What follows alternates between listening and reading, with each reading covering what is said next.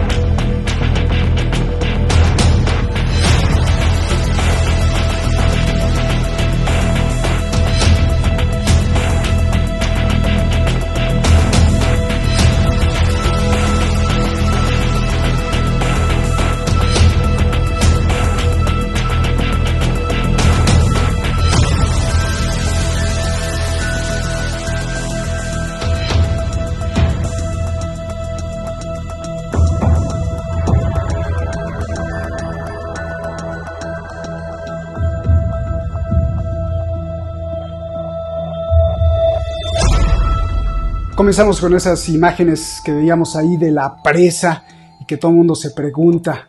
Pero justamente cuando sucede lo de la presa, sucede una situación mucho más grave y mucho más importante quizá para el orden de todo el mundo y para la seguridad mundial. De hecho, hay preocupación dentro de la propia OTAN, porque ya el presidente de Francia como que no le gustó esa idea, se enfureció. Y es que Japón podría, por principio, tener una oficina de la OTAN ahí en Tokio y después quizá Japón sea el siguiente miembro de la OTAN. Este sería algo, pues, tremendo. Y aquí lo tenemos que analizar. Soy Roberto de la Madrid y esto es Detrás de la Razón. Comenzamos.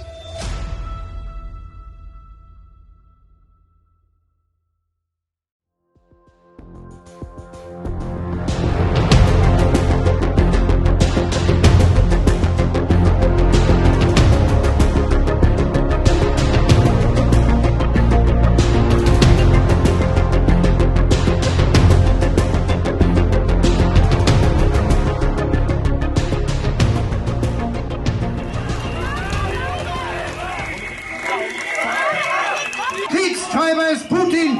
Er ist mit 200.000 Soldaten in die Ukraine eingemarschiert. Während er ruft, Frieden schaffen ohne Waffen, hat Putin unglaublich viele Panzer zusammengezogen, Raketen, Marschflugkörper und hat sie auf die Ukraine gerichtet. Er zerstört Städte, er zerstört Dörfer. Unglaublich viele Bürgerinnen und Bürger, Kinder und Alte in der Ukraine getötet. Y de pilón ahí le pusimos, bueno, pilón se le dice aquí como bonus en México, les pusimos ahí unas declaraciones, el canciller alemán, además, enojadísimo, no es precisamente ese tema, pero enojadísimo porque le dijeron no a la guerra, y como nunca se vio al canciller alemán, furioso, pero bueno, muchísimas gracias al equipo de Detrás de la Razón, muchísimas gracias a usted por defender este espacio. Estamos de verdad muy contentos con todos ustedes, con toda la comunidad Detrás de la Razón que opina, que trata de ver más allá, que contradice, que de eso se trata, de contradecir lo que se dice aquí, que apoya lo que se dice aquí, que nos complementa con muchos conocimientos. De verdad, a veces no podemos leer todos los comentarios, pero hay comentarios tan brillantes que decimos, bueno, pues el público es analista también.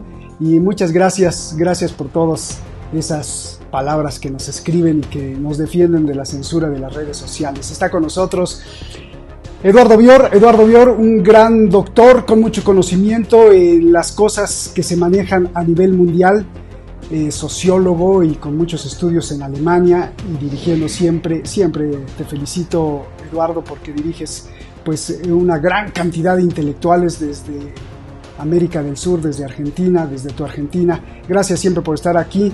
Y Fernando Moragón, es todo un personaje valiosísimo, porque no solo por todo lo que ha estudiado de Asia, del extremo de Asia, o ya no sé si sea Asia central, porque ahí sucede todo, en China, y ese sería como el centro de Asia, ¿no? Bueno, sabe muchísimas cosas de las cuestiones rusas, de las cuestiones chinas, de cómo el rompecabezas en Asia se compone, se descompone, lo quieren descomponer, se vuelve a recomponer, y además pues siempre activo, levantando la voz, no solo en los medios, cada vez más famosísimo. Muchas gracias, Fernando Moragón, por estar aquí. Y Fernando, empiezo a preguntarte algo que es fuera del tema, porque justamente cuando estábamos planeando este tema sucede lo de la presa. Entonces, y también te lo voy a preguntar a ti, Eduardo, tu opinión rapidísima, porque ya estaremos nosotros haciendo un programa especial sobre la presa. Este programa va a ser sobre justamente qué pasa con Japón, qué pasaría si se incluye Japón en la OTAN. Pero antes de entrar a eso, rapidito yo te pregunto, Fernando, ¿cuál es tu opinión al ver lo que pasó en esta presa? Lo que nos tengas que decir. Ni te pregunto quién es el culpable, quién la derribó, quién le disparó, pero ¿cuál es tu reacción al ver lo de la presa, por favor? Pues como siempre, encantado de estar con vosotros, Roberto. Y bueno, a ver, últimas noticias, como se dice aquello, urgente. Bueno, pues lo estaba viendo hasta hace un minuto. Ya sabéis que estamos con la famosa ofensiva ucraniana, que todo el mundo ya sabe, además los mismos ucranianos lo han anunciado a bombo y platillo durante muchos meses, que va a ser en la zona de Zaporozhia. Había unos movimientos desde el lunes, digamos, un tanto para distraer y para fijar tropas en otros lados. Bueno, pues la gran ofensiva ya ha empezado. Ya estaba leyendo y ahora mismo en la zona de Zaporozhia están atacando ya en oleadas, y esto va a llevar mucho tiempo. Por lo que estoy viendo, ya digo, son los primeros inicios, parece con bastantes pérdidas ucranianas, pero aún así, es decir, esta ofensiva, tanto si los ucranianos ganan como si pierden, va a llevar mucho tiempo. Quiero decir, no va a ser ni un día, ni dos, ni una semana. Los rusos tienen una defensa en profundidad de 5 líneas. Igual, tampoco porque veamos que se rompe la primera línea, que está para eso, entre comillas, es decir, es una línea débil de observadores y de primer contacto con el enemigo. Tampoco nos llevemos las manos a la cabeza diciendo ya han perdido los rusos. No. Es decir, queda mucho partido, estamos en el minuto 1, digamos, pero que sepáis que ya están atacando justo al lado. Es decir, sabéis que Gerson está al lado y muy cerca de la presa. Están por Orehov y por esa zona, mandando ahora mismo los famosos blindados. Ya se han destruido, que se sepa, algunos AMX-10 franceses. Hay con las dudas de si se ha destruido o no unos cuantos Leopards. Imágenes no hay, con lo cual lo dejamos ahí. No sabemos si se han destruido o no Leopards, pero bueno, por aquello del impacto que tendría en punto de vista mediático, incluso desde el punto de vista económico, para quien fabrica los Leopard, para Rheinmetall. Pero bueno, la cuestión es que lo que tú me preguntabas de la presa, pues, a ver, en principio, hay una publicación del Washington Post, nada sospechoso de prorruso, del 29 de diciembre, me parece que es. La tengo aquí, os puedo dar el dato.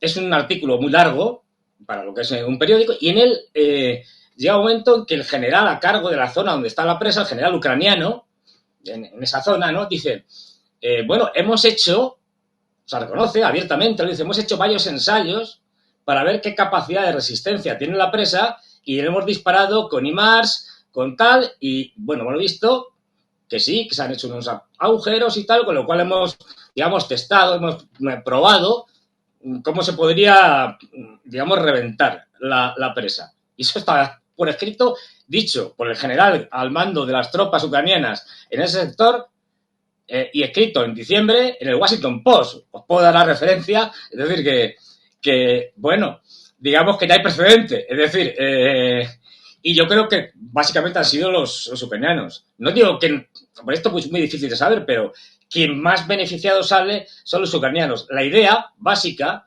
sería, rompo la presa, todo el cauce de la presa, todo el caudal va hacia abajo, con lo cual esa zona queda negada por un cierto tiempo y, por tanto, ni rusos ni ucranianos pueden pasarla. ¿Qué es lo que hago? Que al bajar el cauce del río Dnieper, en la parte que hay por detrás de la presa, se está vaciando el agua de la presa, el caudal baja. Parece ser que lo que están haciendo los ucranianos es en represas más hacia arriba que tienen, por la zona de Dnipro, etcétera y tal, están cerrándolas para que prácticamente el caudal sea mínimo. Y eso permita a fuerzas ucranianas pasar entre el gran tramo que hay entre la presa y al norte, digamos, de la presa del Dnieper, donde quedaría muy poca agua. Es decir, esa sería un poco la idea. Vamos a ver de todas formas cómo se va desarrollando el conflicto, porque esto, yo creo que en una semana ya tendremos todo bastante claro. Bien, discúlpame por preguntarte, Fernando. Eduardo, perdón también por preguntarte, pero bueno, pues el mundo cambia y aunque vamos sobre el tema, creo que es mucho más grave, porque esto es a nivel mundial, también la presa. Pero tu primer apunte, Eduardo, cuando viste lo de la presa, ¿cuál es tu reacción? Hola Roberto, hola Fernando, a toda nuestra audiencia. Mira, estoy preparando justamente una columna de las que habitualmente todas las semanas escribo para la Agencia Estatal de Noticias Argentina, TELAM, que se titula No solo el río Dnieper se salió de madre. Lo que han...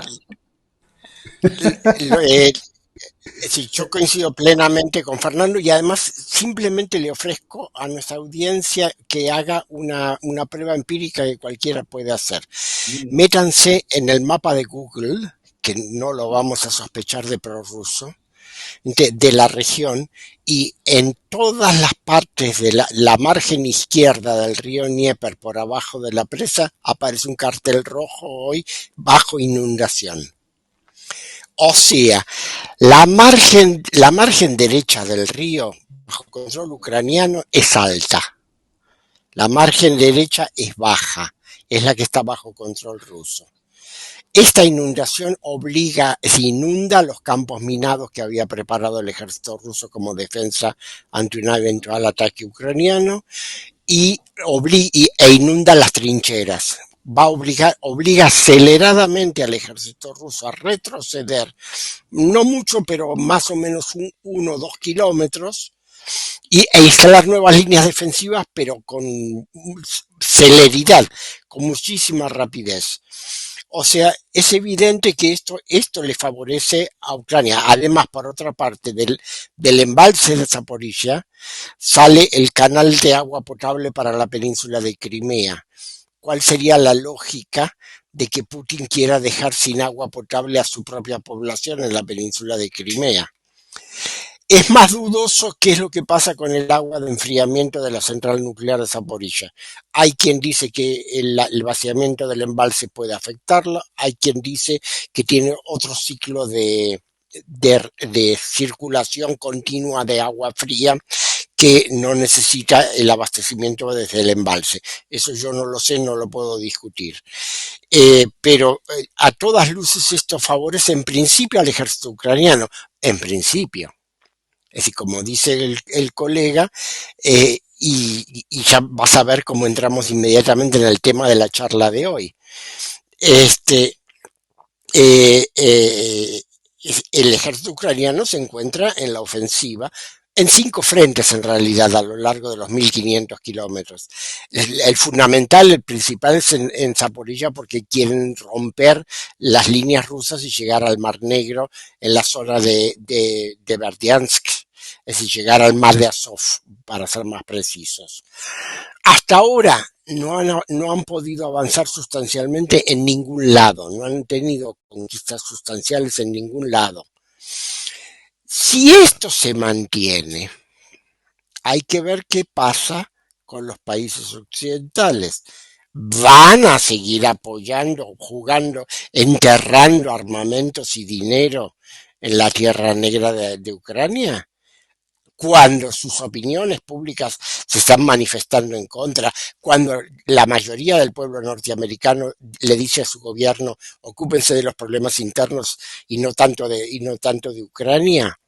Si es así, si disminuye el apoyo occidental para Ucrania, el ejército ucraniano no va a poder resistir el embate ruso.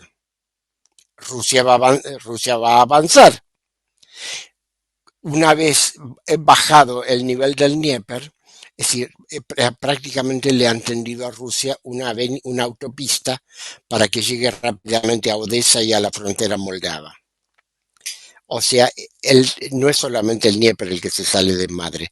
Si por el contrario los occidentales insisten en la locura de seguir agravando esta guerra, también son ellos los que se habrán salido de madre. Se comprometerán cada vez más directamente. Por eso es que el tema que nos toca hoy, el tema de la eventual expansión de la OTAN, está muy relacionado, porque es parte de una estrategia general de guerra que tiene la OTAN. Pues entre la agudeza que tiene, porque se necesita mucho ingenio, y perdón por echar flores, pero es que de verdad cuando hay que echarlas, hay que echarlas. Si no son piropos. Me pongo colorado. Sí. Voy a echarle flores primero a Fernando para acabar contigo, Eduardo. Baja. Entre la inteligencia que tiene Fernando para la ironía y caricaturizar las cosas que son de profundidad, que se necesita verdaderamente inteligencia, y la capacidad inteligente y artística que tienes a pesar de todos los estudios intelectuales, Eduardo, porque le metes una cuestión, deberías de ser poeta también. Me acuerdo cuando hablamos del sultán, otro trabajo más. y este que se salió de madre, está buenísimo, es muy elocuente en el momento en que describes así como el río se sale. Gracias, Eduardo, por compartir pues todo esto y nos da mucho gusto tenerlos aquí a los dos. Gracias, Eduardo, gracias, Fernando. Y ahora sí, Fernando, ¿cómo entender que probablemente, porque bueno, así pensábamos que no iba a haber un miembro más, y pues ya vimos que ya hay un miembro más en la OTAN, y ahora pues ya la OTAN o el NATO, pues ya no sería Atlántico, ¿no? Sino pues ya sería prácticamente planeta, ¿no? Porque es Atlántico, Pacífico, porque se integrarían a Japón. Vamos a empezar por ahí. ¿Qué persigue la expansión de la OTAN para darle la vuelta al mundo prácticamente? ¿Qué consecuencias traería poner una oficina primero en Tokio de la OTAN y después integrar a Japón dentro de la OTAN? Por donde quieras empezarle, Fernando, porque de verdad que el tema da escalofríos. Bastante cierto. Bueno, a ver, lo de la inteligencia no es inteligencia, es que tengo la cabeza gorda, como se puede ver en la pantalla, y que es otra cosa distinta. Es decir, pero bueno, a ver, fíjate, voy a intentar hacer es decir, empezar en Ucrania e irme a China y Japón, que esto parece... Eduardo ha dicho un montón de cosas interesantes, voy a recoger alguna de ellas. Y primero la idea de que tenemos que ver el conflicto no como un conflicto de Ucrania contra Rusia, de Rusia contra Ucrania, no. Es un conflicto de Rusia contra la OTAN, o mejor dicho, de la OTAN contra Rusia. Pero me voy más allá. Es decir, en última instancia es un conflicto híbrido, guerra híbrida, de Estados Unidos contra Rusia y China. Estados Unidos con sus aliados europeos y aliados del Pacífico, como Japón, Corea del Sur, bueno, ya vas abajo Australia, etcétera. Con lo cual tenemos que ver esa dimensión global, que hay como muchos frentes. Bien, entonces, tú fíjate lo que... Esto es una hipótesis, ¿sí? Que no sé si pasará o no pasará. Pero tú fíjate, ahora mismo la situación de los norteamericanos, que más o menos están diciendo, bueno, esto de Ucrania, a ver qué hacen ahora los ucranianos en la ofensiva esta de verano y tal. luego seguramente, vamos, lo que creo que va a pasar es que se van a estrellar completamente y que van a haber luego una contraofensiva por parte de los rusos que los van a machacar. No tanto desde el punto de vista territorial, como decía Moltke el Viejo, el gran Moltke el Viejo, no se trata de ocupar territorio, se trata de destruir al ejército enemigo. Lo que está haciendo Rusia ahora mismo es intentar, desde una posición de ventaja en muchos aspectos, destruir el ejército ucraniano. Una vez destruido el ejército ucraniano se acabó la guerra. Bueno, pues fíjate, los Estados Unidos, el papelón que pueden tener. Y es que ellos ya están con las prisas porque tienen que meterle mano a China. Es decir, ellos saben que a la velocidad de desarrollo de China es cuestión de 10 años, como mucho. Esta década, como mucho 2035, China les habrá pasado en todo prácticamente, incluido en armas militares. Los chinos ya están poniéndose a hacer más armamento nuclear, con toda la razón, además, desde que dijo ya hace tiempo, hace 2 años o 3, más o menos, uno de los portavoces de la época, en la época de Trump, al final de Trump. Uno de los portavoces, cuando Trump estaba diciendo, no, si es que en las conversaciones sobre el nuevo tratado estar y tal, no sé qué, tiene que estar también China. Y entonces los chinos, un portavoz chino de Exteriores le dijo, a ver, mire usted, nosotros tenemos unas 300 armas nucleares, cabezas nucleares. Ustedes tienen unas 1.600. Aquí, ¿quieren que nosotros participemos? No hay problema. Ustedes pueden hacer 2 cosas. O bajan a las 300 que tenemos nosotros y nos ponemos a hablar, o nosotros subimos a las 1.600 que tienen ustedes y nos ponemos a hablar. Como los americanos no están bajando, son los chinos los que están subiendo. Se calcula, esto es, digamos, hay que tomarlo con pinzas, que más o menos de las 300 y pico que pueden tener ahora, para final de década tendrán operativas unas 900 cabezas nucleares. Se están armando nuclearmente, porque yo he hablado con los chinos, estuve en China hace no mucho, volveré, espero, en julio, es decir, y allí una cosa que tienen muy clara es que los americanos les van a provocar una guerra sí o sí. Podemos discutir si será este año, el siguiente, el próximo, pero lo saben. Y porque los americanos además también saben, y en esto hay además homogeneidad absoluta entre demócratas y republicanos y todo el establishment norteamericano, de que les queda poco tiempo por esa rapidez de desarrollo de Rusia, de China. Es decir, que por lo tanto tienen que empezar a preparar el escenario del Pacífico para una guerra. En cuanto al pretexto, no hay problema. Los norteamericanos son especialistas en crear pretextos, desde el hundimiento del Maine, pasando por el falso incidente del Golfo de Tonkin, a Aki y a Powell con el botecito este de todo saber qué. Es decir, esto lo de menos, ya se lo inventarán. Pero fíjate cómo está la cosa. Y que esto, teniendo en cuenta que muy buena parte de los políticos norteamericanos son psicópatas, esto lo digo en serio. O sea, no es un insulto, no, son psicópatas, es gente que habría que llevarlos a un psiquiatra. Son peligrosos. Por ejemplo, Hillary Clinton es una persona peligrosa. Hace poco se reunió con el rey, da miedo, con el rey de España. Y también con Pedro Sánchez, creo. En fin, bueno, tú fíjate la situación. Los rusos hacen una contraofensiva ahora en verano, machacan, o sea, destrozan la ofensiva de los ucranianos.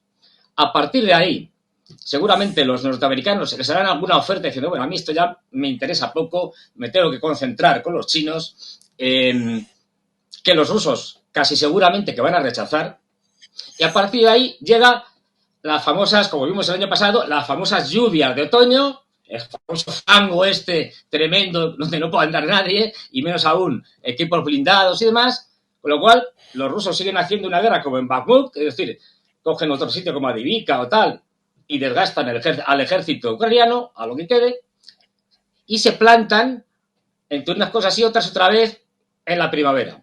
Y ahí, con un ejército ya muy destrozado de Ucrania, lanzan de verdad una ofensiva potente. Recordemos, el año que viene elecciones en Estados Unidos. Imagínate el regalito para Biden y compañía de tener una derrota tremenda en Ucrania en la víspera de las elecciones presidenciales norteamericanas. Es decir, que en septiembre lleguen los rusos y digan, toma, ahí tenéis el desastre que están viendo todo el mundo por las televisiones públicas. Si lo de Afganistán fue un desastre, esto ni te cuento. Y a ver cómo Biden o quien sea de los demócratas gana las elecciones. Todo esto, porque hay una estrecha cooperación entre China y Rusia, esto no nos engañemos. Lo que pasa es que los medios occidentales son muy tontos. Aquí es que, de verdad, se dicen verdaderas barbaridades. Es decir, luego si queréis, en plan ya más menos serio, os pongo un ejemplo de una de las últimas barbaridades, pero barbaridades de colegio, que han publicado aquí en España. Es tremendo. Imagínate que ellos con las prisas no les queda tiempo. Es decir, tienen que ir provocando a los chinos. Ahora mismo ya tienen una guerra tecnológica lanzada con el tema de semiconductores, si queréis luego hablamos de ello, brutal, salvaje, verdaderamente salvaje, es decir, contra China, en la que Japón es parte principal, es una parte muy importante de esa guerra tecnológica, que intenta, digamos, destrozar la posibilidad y las capacidades de desarrollo tecnológico de China. No olvidemos que en una guerra híbrida la guerra militar es solo una parte, hay muchas formas y la guerra económica es fundamental. Y tú fíjate, si además están en un conflicto con China el año que viene, si se tensa la situación, el papelón que van a tener los demócratas. ¿Qué van a hacer? ¿Recurrir, por ejemplo, a la vieja historia de un presidente en guerra? Aquello de que un presidente en guerra tiene que ser apoyado por el pueblo y generalmente le votan y se meten en un lío tremendo ya también con los chinos y apaga y vámonos. Es decir, ya puede pasar cualquier cosa. La cosa está, yo lo digo, es decir, estamos en una guerra mundial. Que nadie piense que la guerra mundial va a ser actual, una guerra híbrida, va a ser como la Segunda Guerra Mundial, va a ser muy diferente. Han pasado mucho tiempo, han pasado 70 años, es más de 30 años. Es decir, pero no nos engañemos, se está ya luchando en muchos sitios. A veces hemos hablado aquí también, por ejemplo, del enfrentamiento en Sudán, y una parte está apoyada por Estados Unidos y son los que ha provocado la guerra civil. Estamos hablando, por ejemplo, que no se habla de la guerra civil en Myanmar, donde Estados Unidos está apoyando una de las partes. Estamos en el caso peligrosísimo de Pakistán, que también hemos hablado, creo, aquí, donde se ha dado un golpe de Estado blando, digamos, para acabar con el primer ministro Imran Khan. Después hubo un atentado que le dieron, pero no acabó con su vida. Después intentaron encarcelarlo y al final los jueces lo pusieron en libertad y eso está ahí a punto de explotar. Es una olla a presión que puede saltar en cualquier momento. Y así, el Cáucaso ni te cuento. Después de la elección de Erdogan, Azerbaiyán ya está preparándose para terminar de liquidar el tema de Armenia y quedarse con Nagorno-Karabaj. Pero eso los iraníes están diciendo, ni hablar, nos negamos, porque aquí hay intereses petroleros del por medio, como siempre. O sea, al final, cuando rascamos, encontramos que, al final, la lucha entre potencias o entre países es por digamos, por la adquisición o el control de los recursos energéticos y de los minerales estratégicos, que cada vez van a ser menos abundantes, con lo cual eso lleva a que estemos en un periodo que a lo mejor le podremos llamar, en el futuro, no lo sé, el segundo periodo de reinos combatientes, como en la antigua China.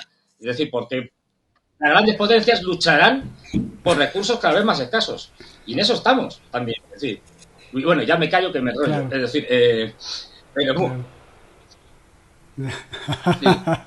Claro, te decía, sí, exactamente, dinerito, ¿no? O sea, van por el dinerito. Ahí está. Eduardo, a ver, ¿qué es esto es que da escalofríos? Yo me lo tomo con sonrisa, pero de verdad que da escalofríos porque ya no, Eduardo, ya no sería la OTAN, sería oficialmente, aunque ya desde antes, sería oficializar que ya no se llame OTAN, que se llama PANOTAN, ¿no? De PANOTAN.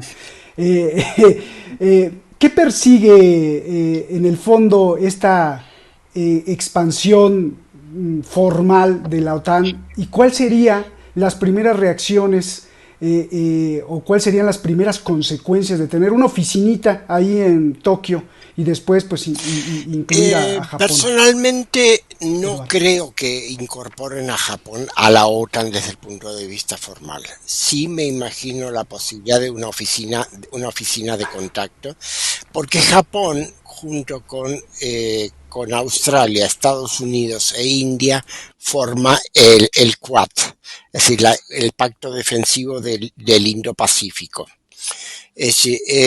Por otra parte, Japón, desde el fin de la Segunda Guerra Mundial, está bajo, entre comillas, protección militar norteamericana. Por eso mismo es que la Constitución japonesa prohibía la expansión de las Fuerzas Armadas. Ahora la han reformado para que las fuerzas de defensa, como se llaman, de Japón puedan expandirse, puedan tener más efectivos y más armamento. Es decir, Japón ya está completamente dentro del dispositivo militar norteamericano. Y es toda una cadena, hay toda una cadena de bases que va desde las bases japonesas, pasando por Taiwán y Filipinas, para más atrás las bases en Nueva Zelanda y Australia, para contener la, entre comillas, expansión china. Yo me imagino que sí, que lo que están tratando de hacer es mejorando la coordinación. Ahora, el problema es, por un lado, a Japón le han metido el pie sobre la cabeza nuevamente, como ya varias veces después del fin de la Segunda Guerra Mundial, porque el gobierno anterior, el gobierno Shinzo Abe, era un gobierno, dentro de la estrecha interrelación y dependencia respecto de los Estados Unidos, tenía ciertas veleidades autonomistas.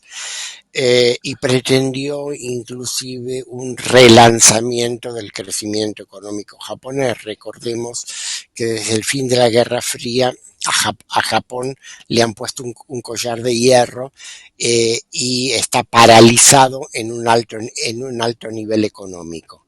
Es decir, Japón no crece, hace más de 30 años que Japón no crece.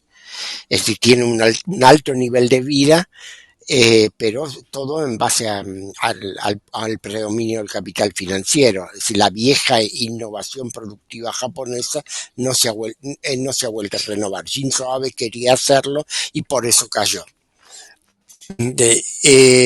Todo esto es parte de las necesidades norteamericanas de ir tapando todos los agujeros. Es decir, el problema es que cuando la casa se te llena de agua, por más que pongas la mano, en algún momento se te va a llenar de agua. Es decir, no se puede andar tapando agujeros por todas partes si uno no cierra la cañería, que es el verdadero problema. Bueno, eso es lo que le pasa en este momento a Estados Unidos. Es decir, se le multiplican, como señalaba Fernando recién, se le multiplican los problemas en todo lo que para ellos en su estrategia mundial es la línea del frente, es decir, la que viene desde Europa del Norte, pasando por Israel. Antes pasaba por Arabia Saudita, ahora ya no más. Es decir, ya no va a pasar por el Golfo Pérsico. Intentaron incorporar a India a su línea de ellos tienen bases en el Océano Índico, intentaron incorporar a India a su pacto de seguridad, pero los indios le dijeron sí, pero al mismo tiempo le dicen sí a las buenas relaciones con Rusia. Por lo tanto, es decir, no son un aliado muy seguro tampoco. Ellos lo que ven es que se le está perforando la línea del frente en distintos lugares. Por eso lo que yo creo que lo que tratan de hacer con esa oficina de la OTAN en Tokio es mejorar la coordinación militar a larga distancia. Pero bueno, hay que verlo. Oye, Eduardo. Eduardo, pero también veo yo pensaría que no, porque había una oposición también muy grande en Japón y sigue habiendo, pero yo veo muy entusiasmados a los japoneses, a algunos políticos, al ejército de Japón, o sea, muy entusiasmados de sí, porque ¿será que sí ven algo de peligro porque China la tienen como monstruo encima o porque les lavaron el cerebro y dijeron, si ustedes no se alinean a la OTAN y si no se los va a devorar China? Está muy entusiasmado Japón en querer ser parte de la... ¿Por qué? ¿Cómo interpretas esto, Eduardo? Sí, a ver, como digo, ellos están paralizados en un alto nivel. Entonces, es un país que no crece económicamente, que no tiene un área de expansión de influencia política propia, porque ni siquiera Corea del Sur, que es teóricamente su aliado anti Corea del Norte y anti China, funciona muy en consonancia con Japón, porque además subsisten los viejos problemas de la época de la dominación colonial japonesa sobre la península, y Japón nunca ha tenido la decencia mínima de pedir perdón por sus crímenes. Es decir, Japón se encuentra aislado. La élite japonesa se encuentra aislada, y entonces a mi entender es una reacción psicológica de desesperación. Es decir, se tiran al primer salvavidas que aparece en el horizonte. Es decir, no es realizable desde el punto de vista técnico militar. Es imposible que Japón se incorpore a la OTAN, porque es decir, la OTAN se basa en la continuidad territorial de su despliegue. Es decir, por más que hagamos jugadas geopolíticas abstractas, lo concreto en el momento en que hay que organizar un dispositivo defensivo hay que darle continuidad. Es decir, no se puede defender con una mano aquí y la otra mano a 5 metros de distancia. Es decir, no tengo forma de defenderme de esa manera. Es decir, las dos manos tienen que funcionar concertadamente. Y tienen que estar en un cierto área de alcance. Es decir, yo personal me puedo equivocar, por supuesto, y estamos presenciando una escena absolutamente delirante. Como estamos presenciando tantas, puede suceder, pero yo no creo que haya una intención seria de incorporar a Japón a la Alianza Atlántica.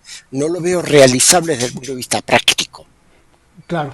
Luego ya regreso contigo para una segunda pregunta y me dirás, pues entonces, ¿por qué se les ocurrió a Stoltenberg pues sugerir que podríamos poner ahí, no sé si lo que importa menos es Japón, sino están viendo o preparando que si hay conflicto con o por Taiwán, pues se jalan a Japón por decir, pues ya estás dentro de la OTAN, pues ahora te toca también defender Taiwán, cuando los japoneses podrían decir, no, ese no es mi conflicto, ahí arréglenselas, pero no, como ya estás dentro de la OTAN, pues ahora te toca defender. Regreso contigo para preguntarte eso y la reacción de Macron, y ahora voy con Fernando y te pregunto, Fernando, ¿nos debes lo surrealista que publicaron ahí en España?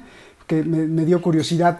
Y te pregunto, con respecto a esto de la OTAN en Japón, a mí se me hace como un poco hipócrita, porque el presidente de Francia, Macron, pues siempre sale como rebelde, pero termina obedeciendo las órdenes de Washington.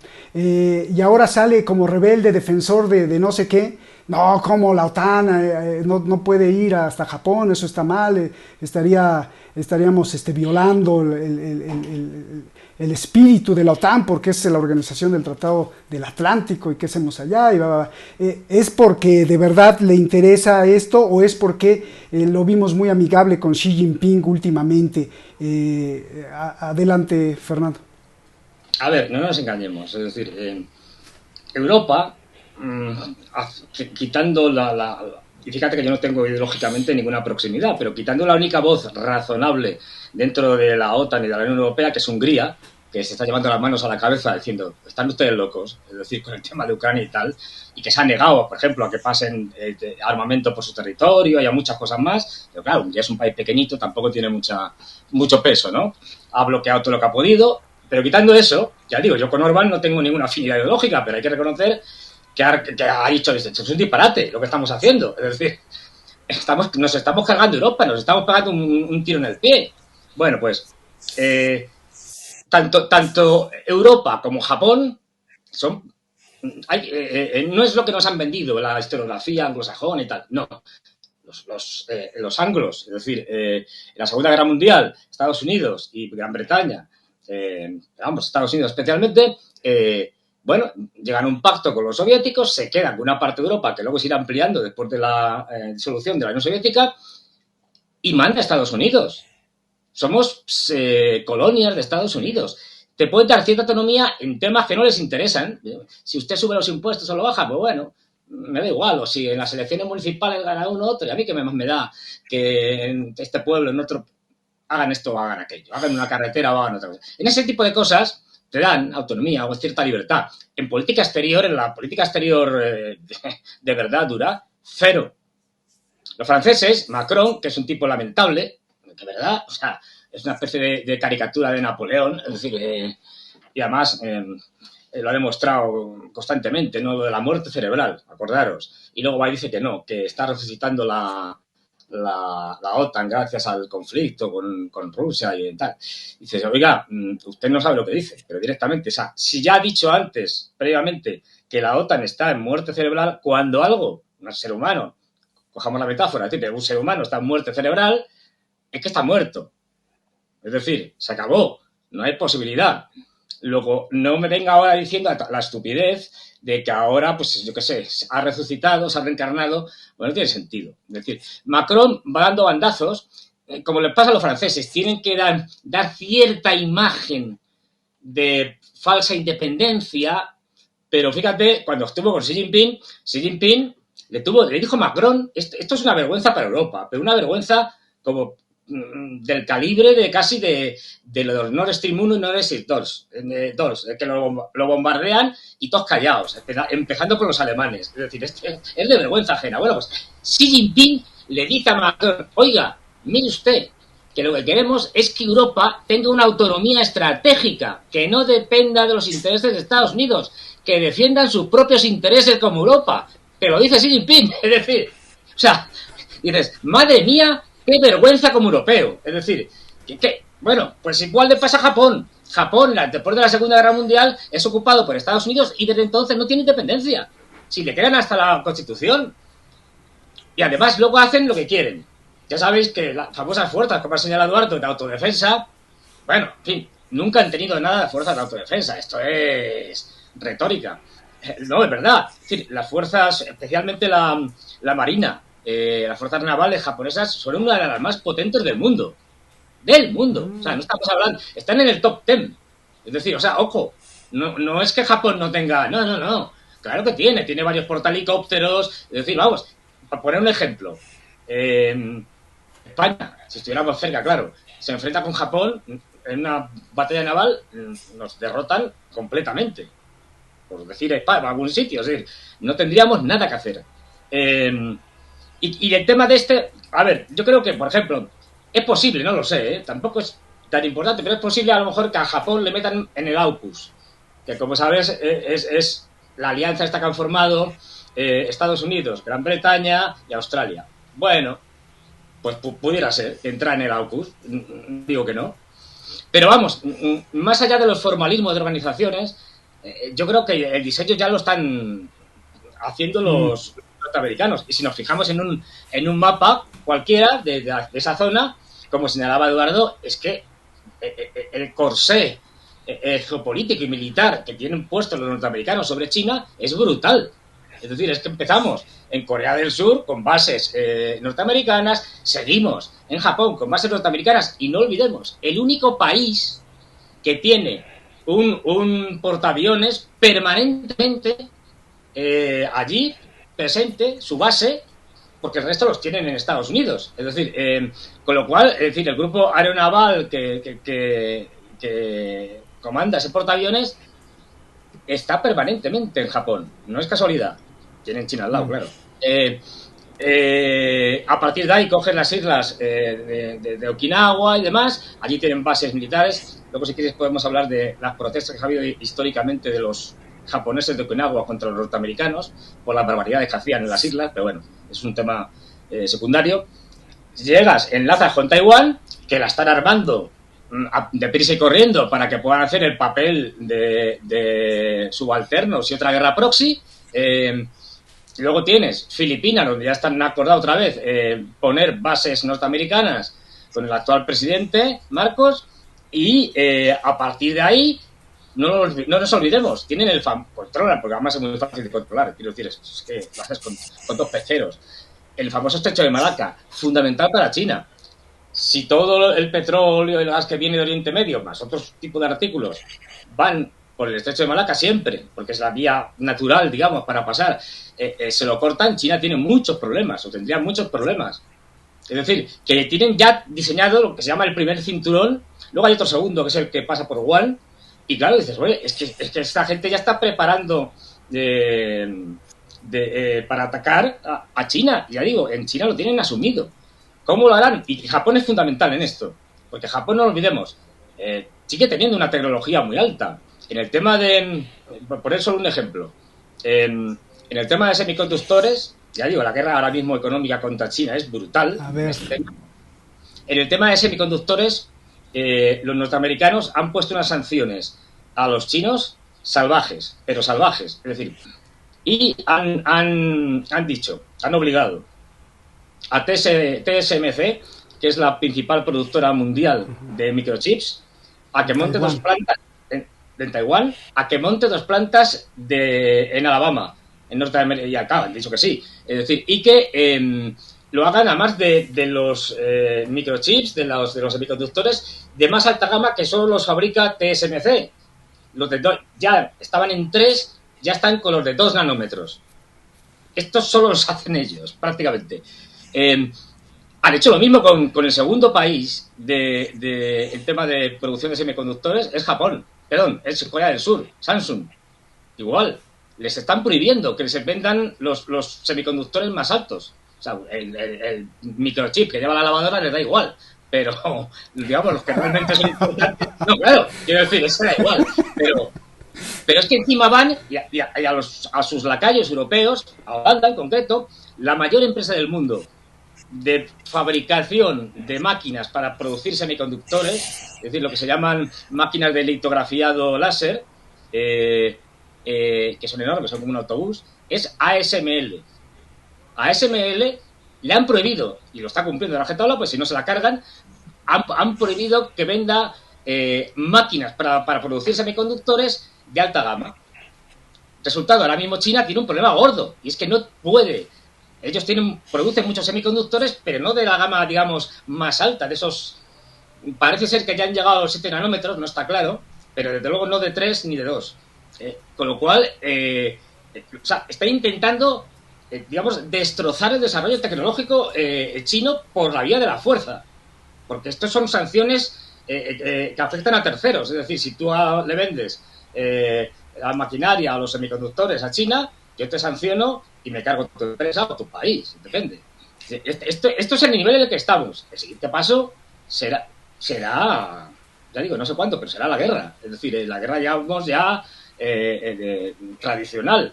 Y ahí Japón desempeña un papel fundamental. De hecho, el rearme de Japón actual, hablaba hoy con un amigo sobre el tema el rearme de Japón ahora mismo es brutal. O sea, ya en época de Shinzo Abe hicieron una reinterpretación de la Constitución. Vamos, que les permitiera hacer lo que les diera la gana.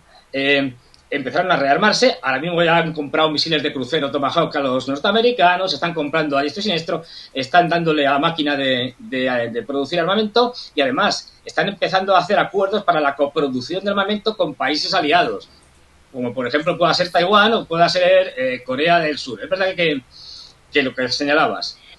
Y bueno, la actitud de Japón ha sido siempre impresentable con respecto a China o Corea del Sur, me da igual.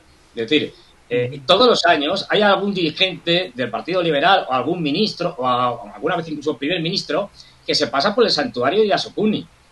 El santuario, el cementerio de Yasukuni, donde hay enterrados miles y decenas de miles de soldados japoneses de la Segunda Guerra Mundial, pero también hay enterrados 14 criminales de guerra, juzgados y ejecutados. Ir allí es una provocación. no hay año que no vayan. Es decir, ojo, no han asumido lo que hicieron.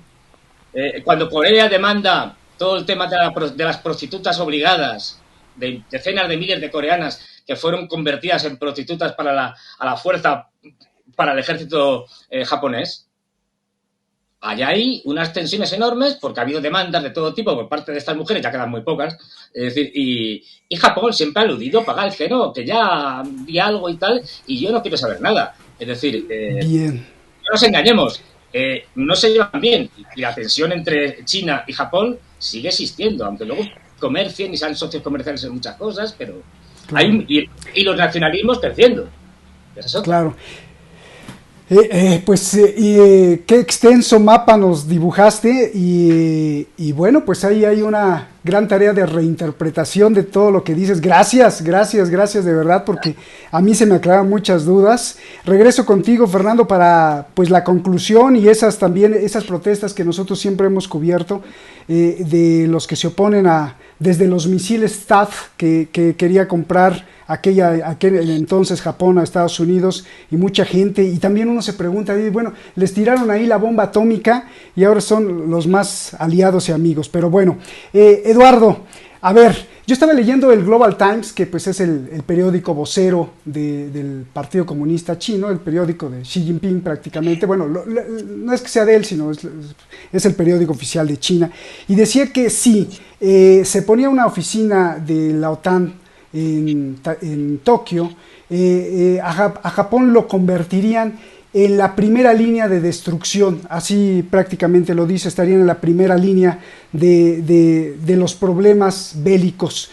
Yo te pregunto, Eduardo, lo que te dije en la anterior intervención, ¿por qué entonces se les ocurrió a Stoltenberg, sobre todo, sugerir que pues Japón podría ser el próximo miembro, y que se está planeando una oficina por lo menos de contacto en Tokio de la OTAN?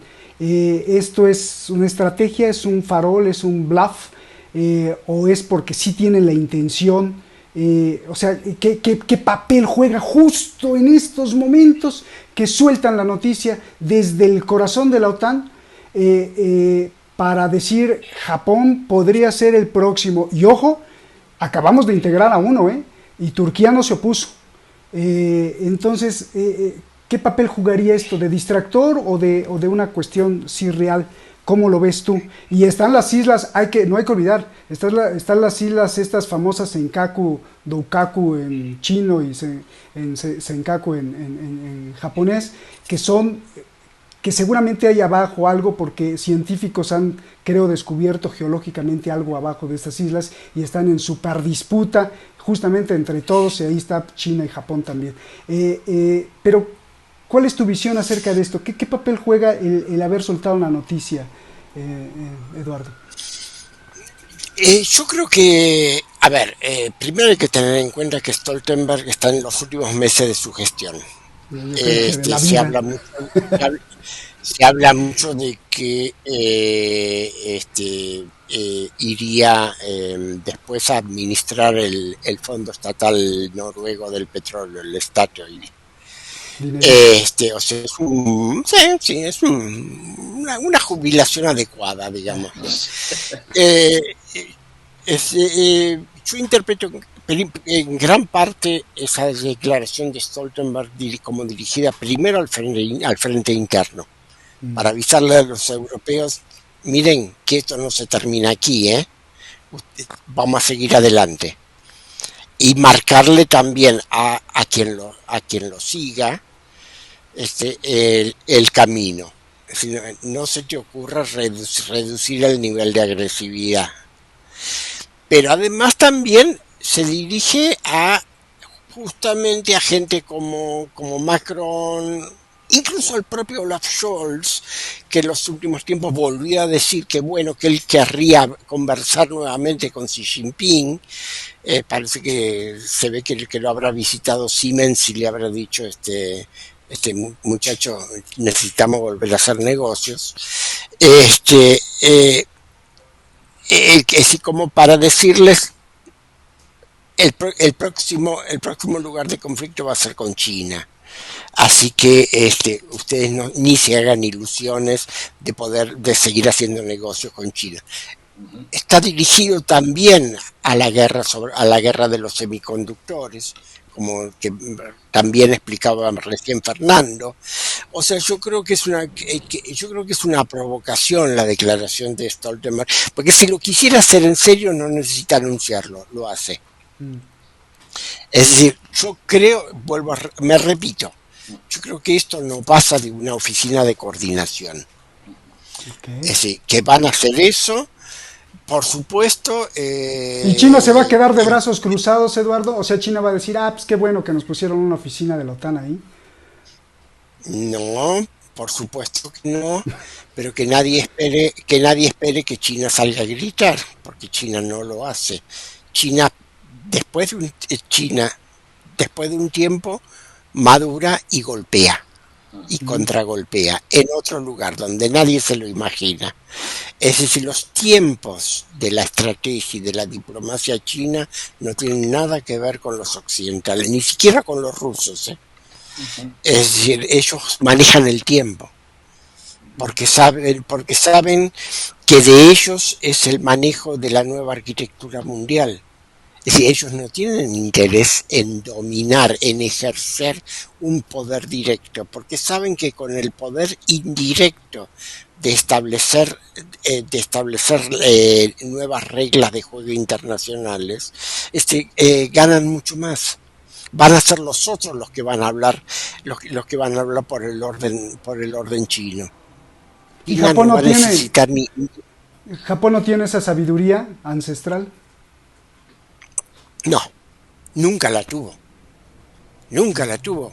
Sí, desde tiempos inmemoriales la actitud de Japón hacia China fue mandar los piratas para asolar la costa china, saquear, robar y rapiñar y llevarse todo. Y en la guerra, tanto en la guerra chino-japonesa de 1894-95, que es el momento en que Taiwán pasa a dominio japonés, como en la gran guerra entre Japón y China, a partir de 1931 en realidad, hasta 1945 Japón se dedicó a la rapiña. Es decir, Japón nunca tuvo la posibilidad ni la capacidad intelectual, es decir, para multiplicar los centros de su poder. Eduardo, es una potencia imperialista. China no. China no es imperialista. Oye, China Eduardo, actúa de acuerdo a su nombre. No nos olvidemos que China es el único país sin nombre, porque China quiere decir país del medio. Claro, sí. Ahí está como también el ombligo del mundo. Exacto. Oye, Eduardo, ¿y por qué Macron es el único, perdón que te estoy bombardeando con preguntas, pero por qué Macron es como el único loco que se pone a desafiar a Estados Unidos, a las intenciones de la OTAN? Porque no veo a Pedro Sánchez o no veo a Olaf Scholz, a nadie haber hablado de esto, O sea, Macron fue el que salió y dijo, no, me opongo, pero todos los demás de la misma OTAN, calladitos. ¿Esto por qué? Lo que pasa es que Pedro Sánchez y Olaf Scholz no tienen una oposición no coordinada, pero con efectos al final de cuentas, que es por un lado la oposición la oposición de derecha nacionalista y por el otro lado una oposición de izquierda antiimperialista. Macron tiene eso, tiene por un lado y por el otro. Si no, obviamente no actúan juntos ni podrían actuar, creo yo que no podrían actuar juntos, pero el efecto sobre la escena política francesa es esa, de que el presidente, aunque sea, tiene que cada tanto hacer gestos de independencia. No, pues nada. Aunque sea por la galería, por decirlo en francés. Eduardo, si no tienes más que agregar, regreso ya contigo para acabar el programa y la conclusión. Y tu conclusión, Fernando, por donde quieras concluir pues el tema de hoy, ya sea desde las protestas en Okinawa o pues tu sensación, que creo que es muy importante también la intuición en estos momentos. ¿Qué te dice tu sentimiento con respecto a lo que estás viendo desde Madrid y a cada rato estás viajando por Asia? Y bueno, eso pues nos gusta mucho porque cada vez que viajas a Asia, escuchas, ves, oyes, hablas con la gente y bueno, pues... lo de España y Europa es para llevarnos a todos a un psiquiatra, pero de los buenos. Es decir, porque es decir, la desinformación es total. O sea, ahora un mismo... psicoanalista argentino. ¡Uno nada más! Vamos, todos. O sea, todos los psicoanalistas. Porque es una cosa tremenda. O sea, ahora mismo si coges un medio de comunicación, de los grandes medios de comunicación europeos, y Ucrania está ganando, prácticamente está a las puertas de Moscú. Por ejemplo, los chinos son malos, malísimos. La señora von der Leyen, esta señora ya está preparando, que va a ser el suicidio ya definitivo de Europa, está preparando ya los primeros grandes paquetes de sanciones contra China. Y todos nos quedamos diciendo, pero señora, que el principal socio comercial de Europa es China. ¿Pero qué vamos a hacer? Pues lo harán, lo van a hacer, ¿eh? Y acabará Europa hecha un solar. Quiero decir, vamos a acabar en la Edad Media. Lo digo, parece así, pero es que esta gente, después de las autosanciones que se pusieron al poner las sanciones contra Rusia, ahora encima quieren rematar la faena poniéndole sanciones a China. Esto es una locura. Pero para que te hagas una idea del desastre en el que está subido Europa, con unos dirigentes todos globalistas, proamericanos, porque además tienen muchos intereses económicos y de formación y tal en Estados Unidos, Pedro Sánchez está aspirando ahora ahí, con otros varios, a ser el próximo secretario general de la OTAN que sustituye a Stoltenberg. No. Sí, anda, esto aquí ya es conocidísimo. Sí. Y ha ido a ver a Biden y no sé qué, ha dicho... Hay varios en esa carrera, ¿eh? Uy, Boris Johnson, hay un montón. Sí, hay una competencia atroz por el cargo. Y luego ha ido a Estados Unidos y ha dicho, bueno, porque las democracias y tal, yo apoyo a Biden porque es la democracia y no sé qué y no sé cuántos, y al otro lado están los rusos, los chinos y no sé qué. O sea, entreguismo absoluto. Pero para que además, hazte una idea, y te digo lo que te contaba antes, hazte una idea además del nivel pero esto desde los periódicos, los medios de comunicación, a los políticos. No hay diferencia, ¿eh? El nivel de falta de preparación, no, es decir, de incompetencia, de ignorancia, pero de escuela. Ojo al tema. Irán presenta, esto lo publica un periódico en español muy conocido, ABC, me da igual lo que digan. Irán presenta el primer misil hipersónico, hasta aquí dices, vale, lo han presentado así, capaz de viajar a velocidades 15 veces superiores a la de la luz.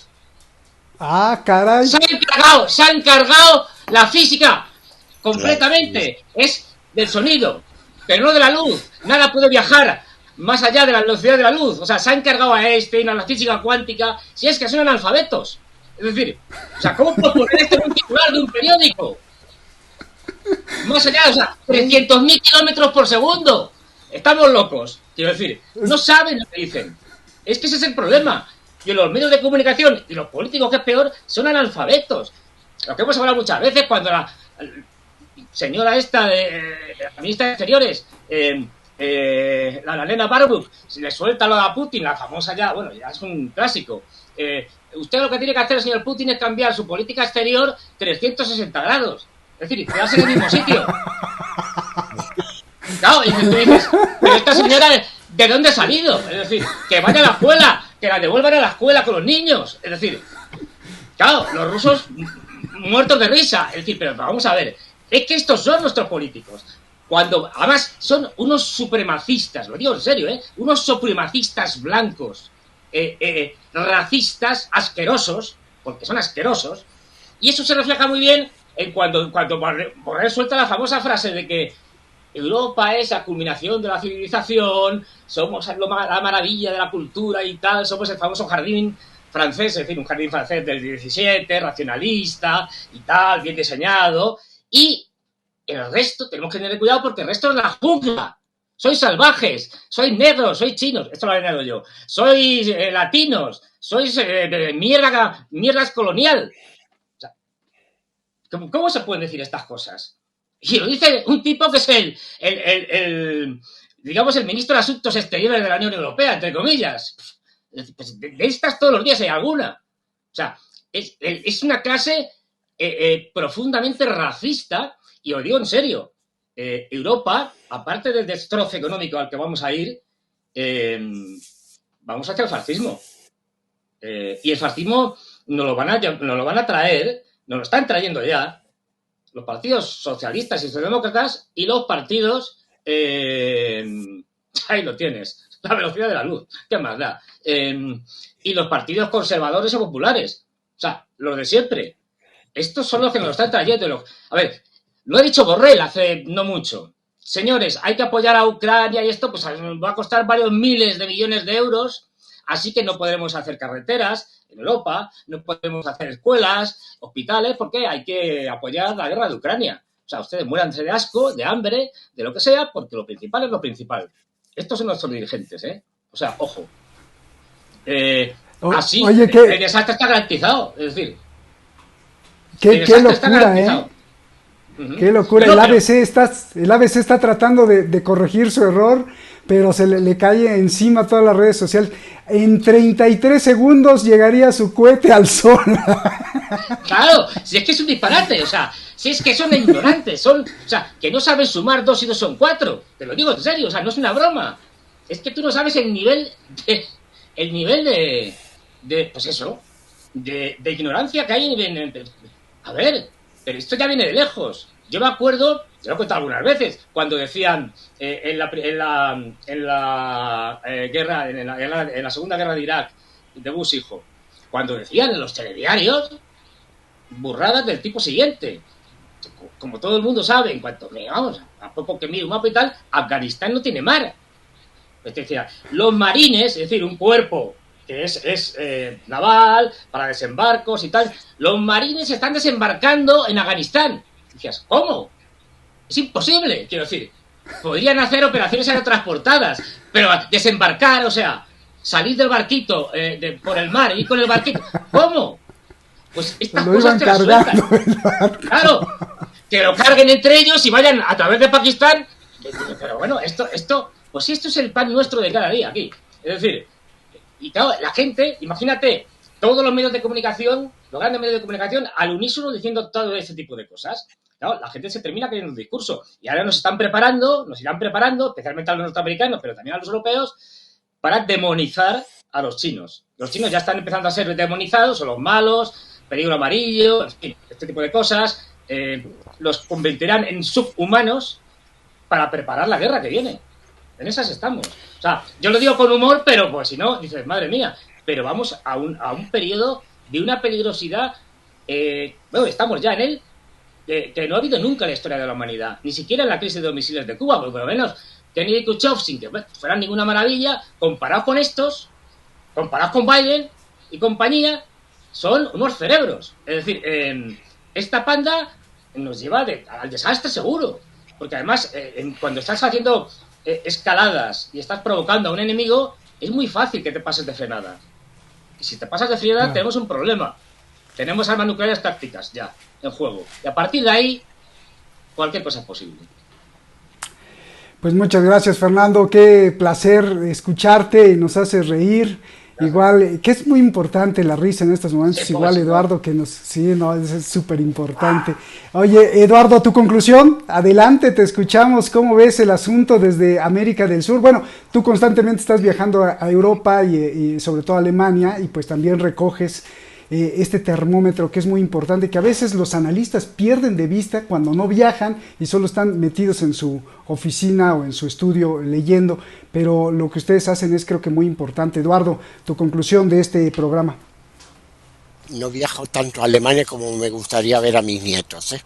Aclaro. Eso es lo primero.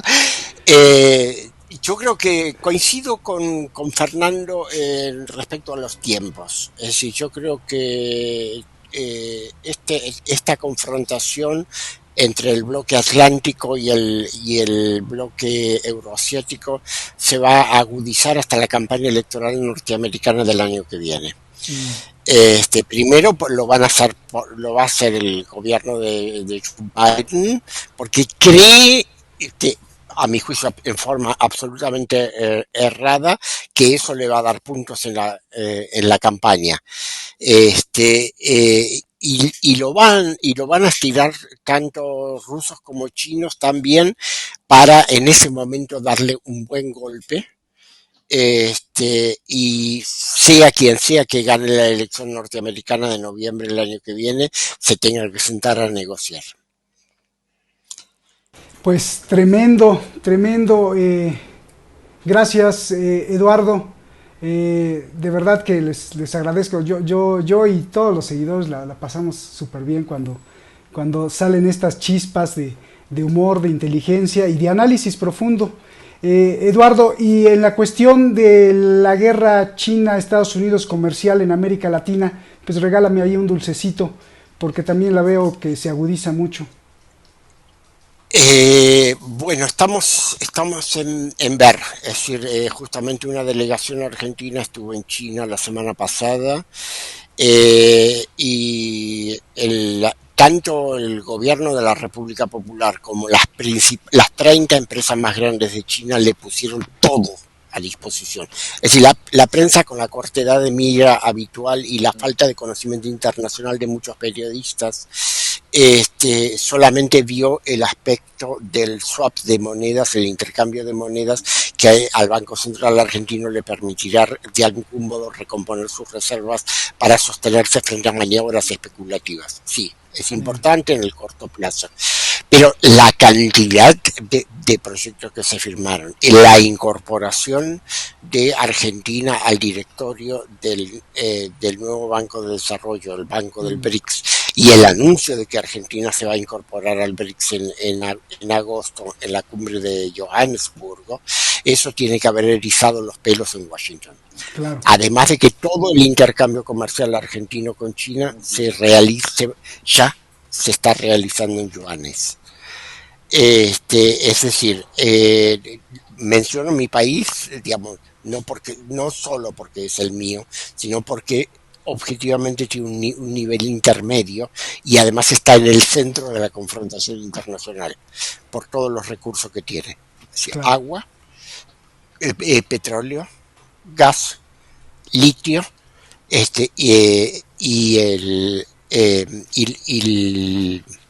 y otros minerales también, y además los recursos alimenticios.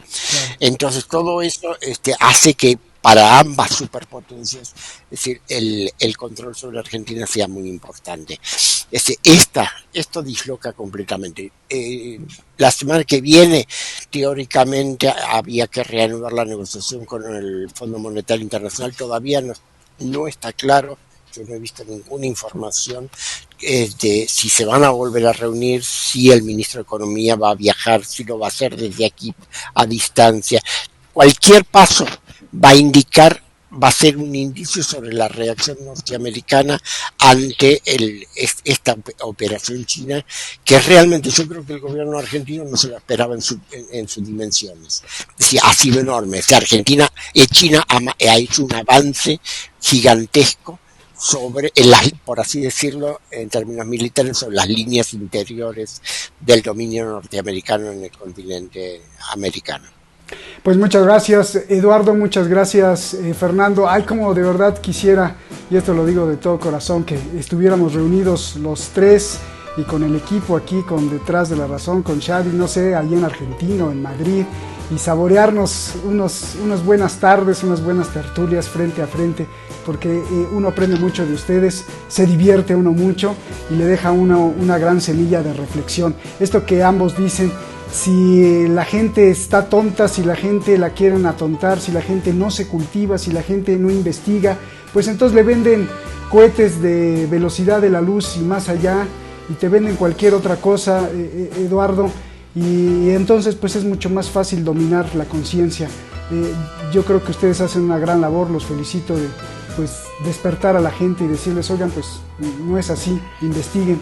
Y por lo pronto, pues si buscas una lista de psicoanalistas, Eduardo, para enviárselos allá a España y a toda Europa, pues sería bueno. Nos estamos viendo. Fernando, muchas gracias. Eduardo, muchísimas gracias. Gracias a ti. Dime. No, porque, gracias a ustedes. No, porque sin medios como Detrás de la Razón, nosotros no tendríamos espacio para hablar. Quiero decir, pues ya estoy aquí vetado. Es decir, que gracias a vosotros podemos expresarnos. La libertad de expresión en Europa ahora mismo, en España, sin ir más lejos, no existe. Te lo digo con conocimiento de causa. No existe. Conozco un montón de casos de censura dura. Pero dura de que te lo corta. O sea, decir, no, usted no sale y no sale. Es decir, así estamos. O sea, y aquí es por razones económicas. Es decir, los medios que tienen la información alternativa, somos los medios pobres los que no tenemos plata. Pues muchas gracias Eduardo, un abrazo gigante, Fernando, un abrazo gigante, hermanos, gracias de corazón, nos vemos, y a ustedes muchas gracias por vernos siempre y defender este espacio, nos vemos hasta la próxima, buenas noches.